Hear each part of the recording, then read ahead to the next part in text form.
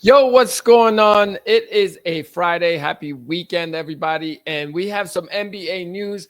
Marcus Smart, yes, the man that made himself a valuable NBA player when he played for the Boston Celtics, has been bought out by the Washington Wizards. Makes sense considering he is 31 years old and probably looking to compete for a title instead of trying to play with a whole bunch of young guys on the Wizards.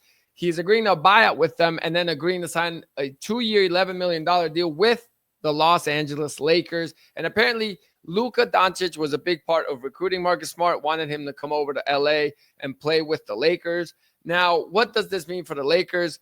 It means that they are able to add a veteran, which they are already a pretty veteran group, add some defensive intensity, and add a player that has been through it, deep playoff runs. He's, he was on those Celtics teams, they were really, really impressive considering the lack of experience that they had at that time.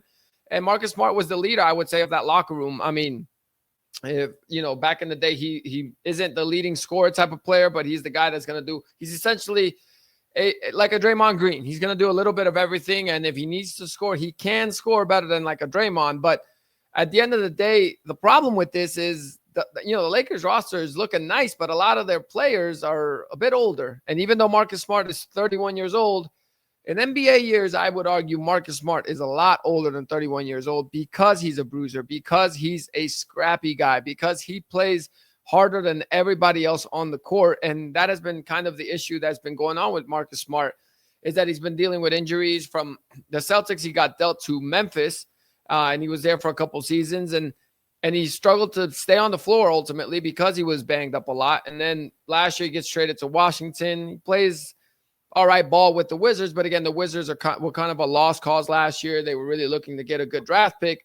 And then now he goes to the Lakers. Let's see if he can, regain any kind of his old form that he used to have when he played with the Celtics. Obviously, there's way less, I would say, pressure on him because now he is around a group that is got veterans on there. And even Luka, who's not very old, in that sense, is considered a veteran. I mean, he's been to the NBA Finals. He's been to deep playoff runs. So he's surrounded by them. But ultimately for the Lakers, a nice pickup, especially because you're essentially getting him for free.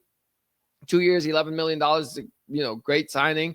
And you didn't have to give up anything to get him. They're going to have to probably I guess they are going to have to get rid of something because they're going to have to, get rid of a player. But from what I'm hearing most likely they're probably going to have to cut. Who did I hear that they were going to have to cut? Shake Milton is probably who they're going to have to let go of. That seems to be the cap casualty that they're going to have to let go to get Marcus Smart. But when I look at this Lakers squad, the hype is there because they are the LA Lakers, but ultimately I just don't see it. Like I get that Luka is in this revenge bod tour and that he's going to come back and be the MVP. Sure, for sure. But it's the pieces around him. I mean, and LeBron is great. And it's not even, I'm not specifically calling out the pieces around him saying they're not good players. I just don't think he's gonna have enough help. Well, health-wise, first of all, that's the priority because this is an older team. But second of all, even production-wise, I mean, they bring in DeAndre Ayton. It's a nice pickup considering they needed a center, and it is an upgrade over Jackson Hayes. But the Blazers paid him to leave, essentially. So it's not like you're getting a stud or like a Karl Anthony Towns or, definitely not a Jokic or anybody like that. So he's going to come in. He's a plug-and-play guy, and he'll give you numbers, and he'll be great with Luka in the pick and roll. But defensively, he's not going to be the defensive player of the year type guy. Luka's a liability defensively. And honestly, one of their better defenders, they lost in Dorian Finney-Smith. So the Marcus Smart move is a nice move, and it helps make up for that loss of Dorian Finney-Smith. But 10 times out of 10 times in the year 2025, I would rather have Dorian Finney-Smith than Marcus Smart. And I guess you could say, well, maybe Dalton Connect gets a little better, and Bronny James maybe can give you some minutes off the bench. He maybe gets better. But at the end of the day, I just don't think that there's enough around him. I mean, Rui Hachimura is nice, but is he going to be able to fill in some of those defensive lapses when they're there? Maxi Kleber's coming back, but he, again, he dealt with injuries last year. They threw him in the last game of the season, which was a loss. And obviously he wasn't ready to be back because he had been injured. So LeBron, obviously, with the drama going on there, he's on the last year of his deal. If someone gets hurt and they get off to a slow start and, they're trying to make up ground and the deadline's approaching, then what, is LeBron going to throw a hissy fit? Like, a lot of questions. And that's the thing with this Lakers squad. So, I mean, I do think that they've done well with what they could have done this offseason. The next big thing is obviously when Luka's eligible for the extension, that they get him extended. So at least they lock in their future. So I think they're doing good things for their future and to compete right now. But as far as championship aspirations, when LeBron's camp came out and said, we want to be on a championship contender, it's not the Lakers.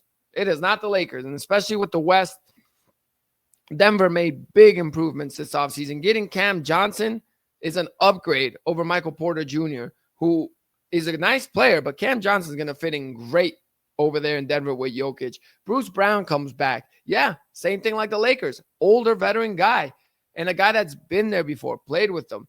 So, Jake LaRavia is the Lakers' best offseason signing, and the guy averaged 7 points last year with the Grizzlies. It's not a star or someone like that. And maybe Reeves does make that step too. And now you can say 3 stars, but LeBron is like 41 years old.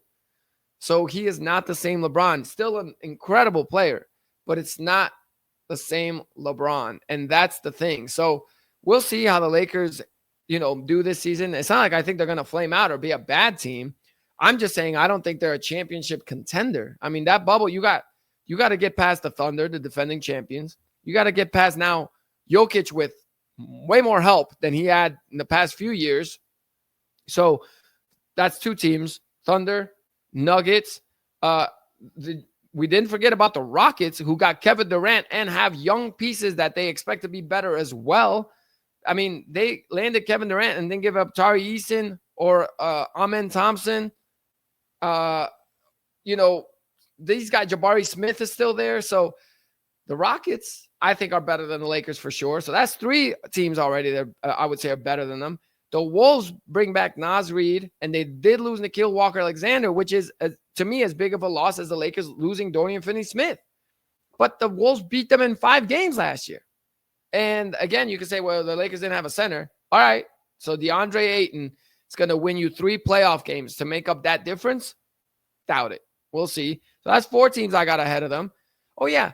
The Dallas Mavericks, who now bring in Cooper Flagg.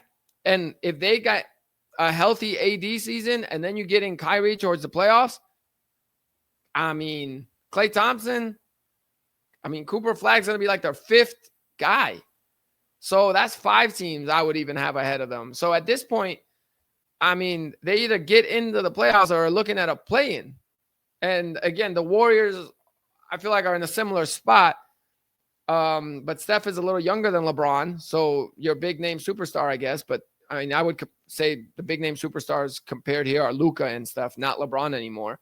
But Jimmy Butler's still there. And that was essentially their big acquisition. And we'll see what happens there with the Warriors. I think they are getting a little bit older too. So I think they're kind of stuck in the mud. But they're in that tier with the Lakers. That's what I think. So we'll see. But as far as this being like some championship team all of a sudden, I don't see it. It wasn't last year, and I don't think DeAndre Ayton and Marcus Smart and Jake LaRavia are bringing them to championship aspirations.